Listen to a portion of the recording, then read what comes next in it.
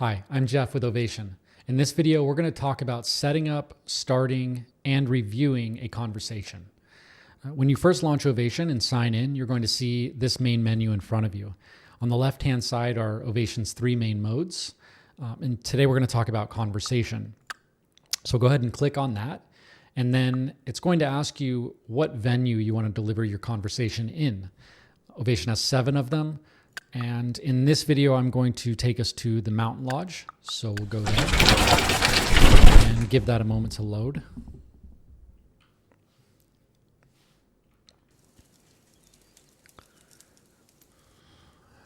Once we're in the lodge, you're going to see you're in conversation mode on the left-hand side.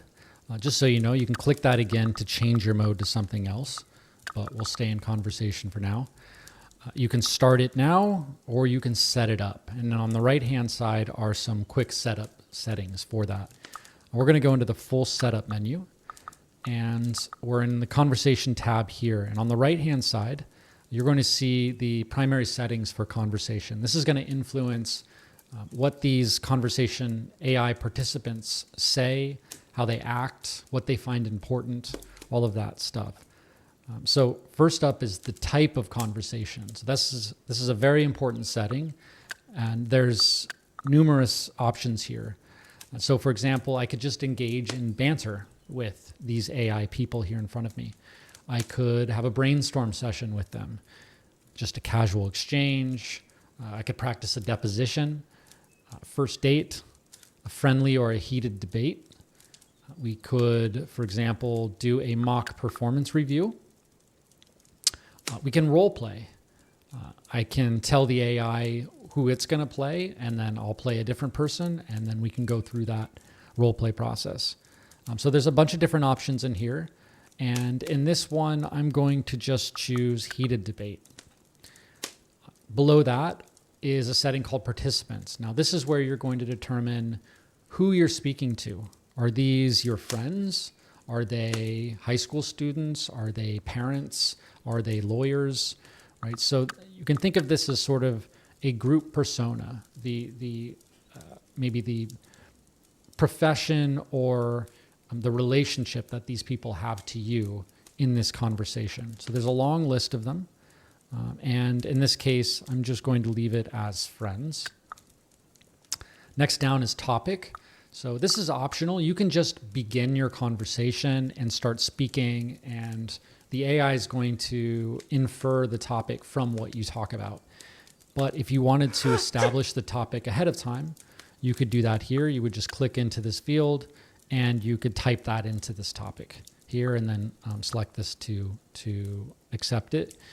You can also have the AI generate a topic for you for the conversation. You would click here and then enter some subject just to give the AI something to work with in terms of the topic it generates. Or you can select from the available topics, the prompts that are in the Ovation software. So you can just scroll this list and say, how do companies maintain a competitive advantage? So you could select that, use the prompt with the conversation, which I'll do here. And now we have a topic established. Next is additional context. So this is a very important setting. And this is your opportunity to give the AI additional instructions about how you want it to behave, how you want it to act. So for example, if I had set the type of conversation to a role play, it's in this field here where I would type in, I want the other person, I want the participant in the conversation to role play as Albert Einstein, and I'm going to ask them questions about physics. So I would type that in here, and then the AI would know that, oh, I see, I have to be Albert Einstein in this conversation. Finally, there's the advanced settings down here. If you click that and roll them out, you'll see in a moment that when you start the conversation, you speak, and then the AI participants get to speak.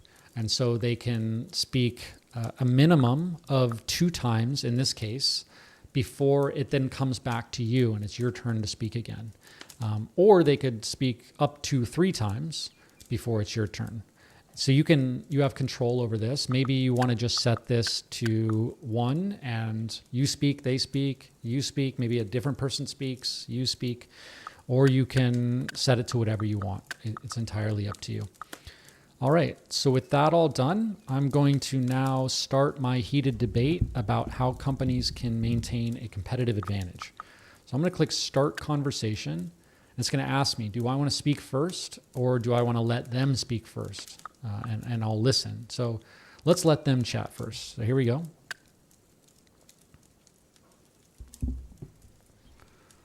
I don't know, guys.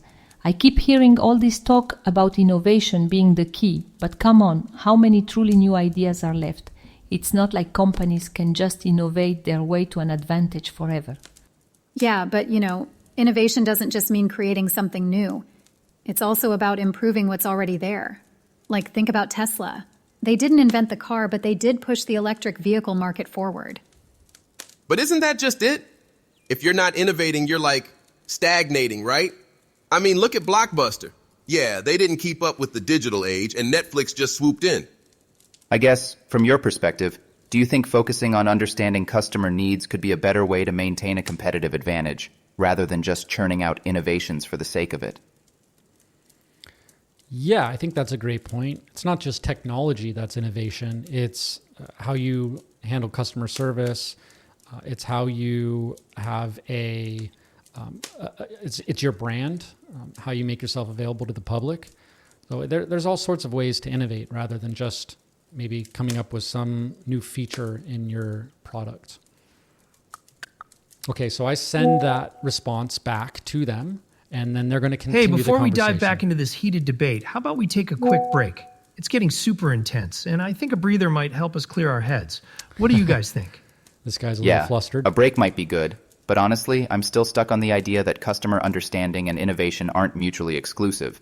Like, if you really listen to what customers need, isn't that like innovating in its way?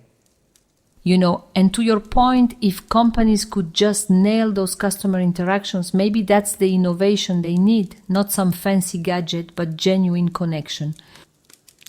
Yeah, I'm hearing from everyone that maybe less focus on technology as synonymous with innovation and maybe thinking about innovation in other ways. Thank you. All right, so now I'm going to save that conversation, and at the end of that, it's going to show me a review menu. And here the AI is naming the conversation, innovation versus customer focus.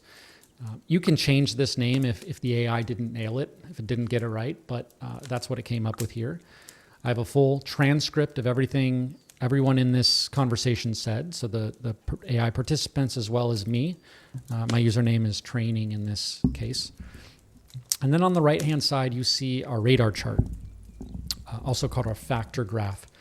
And here's the AI giving me a score for each of these 5 factors, we call them.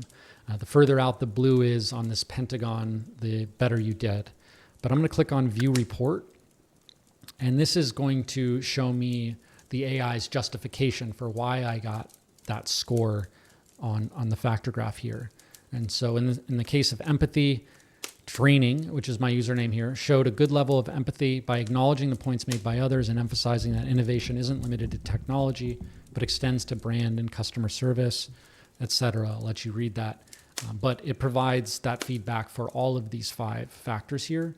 And you can customize these if you want. So for example, if you didn't want feedback on empathy, you could click on that and then change it to, for example, your creativity in the conversation.